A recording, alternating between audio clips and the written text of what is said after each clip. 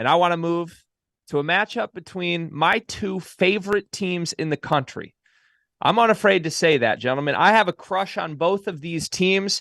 I know for a fact I'm going to talk myself into picking both of these teams like 2 rounds too far in the NCAA tournament. I can't help it. I just love them. Kansas State and Baylor.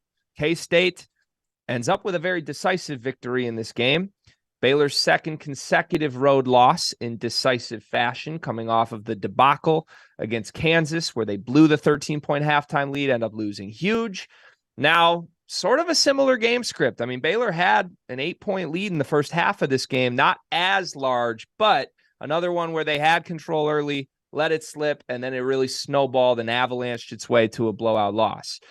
Who does this result say more about, McCall? Is this more about Kansas State and how good they are at home? Or is this more about there's a pattern here with Baylor where in some of their toughest games, they've been in it, and then all of a sudden you snap your fingers and they're not in it anymore? Well, I don't want to create an issue for Baylor that's not there, right? Like this facade. Like they get these leads and then the leads evaporate and they can't find a way to win the game. Like I know as media, that's what we're supposed to talk about, but I think this is more a credit to Kansas State. They've had some tough games. They had a tough stretch there. But you want to talk about a winner, and I know we just talked about Tyler Kolek, but like just watch Marquise Noel late in that game, how he controlled it, right? I mean, his team's playing with the lead. They have to find a way to close this game out. He wants the ball in his hands, and he makes sure his team is set up to get the ball inbounds versus pressure, to get the ball across half court, to get to what they're running. He is just a winner.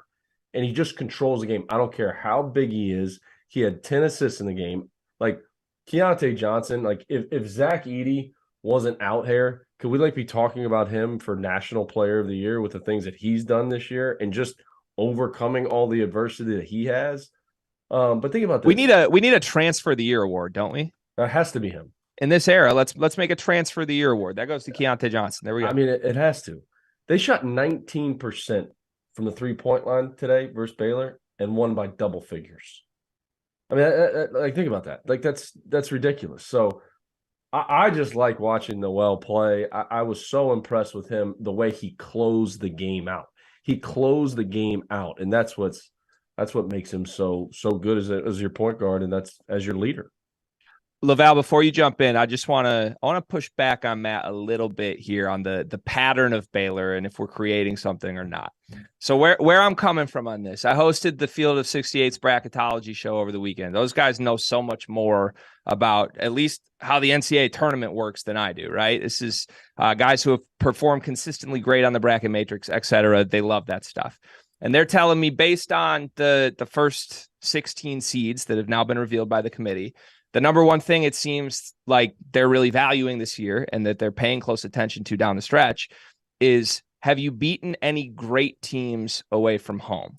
They want to see that. It doesn't matter if you've lost some of those games too. It just matters, have you proven, can you go on the road and get a big win? And Baylor has played, I'm adding them up right now, they've played 5 road games this season against top 20 opponents, according to KenPom. They are 0-5 in those games with losses by 26 points, 15 points, 5 points to Texas, 16 points to Kansas, 10 points to Kansas State.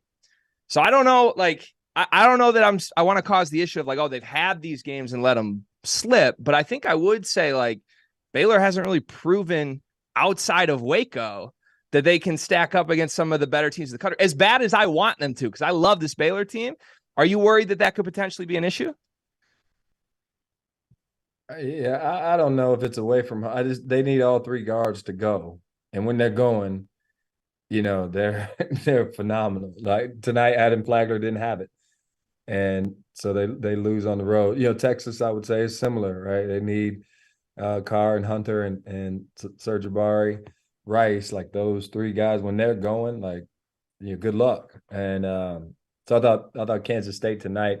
I'm not too worried about Baylor, especially once you get the tournament play. I mean, if you have really good guards, especially if you got 3 of them, you know how it is, Matt, when you're playing in the tournament, that can carry you a long way.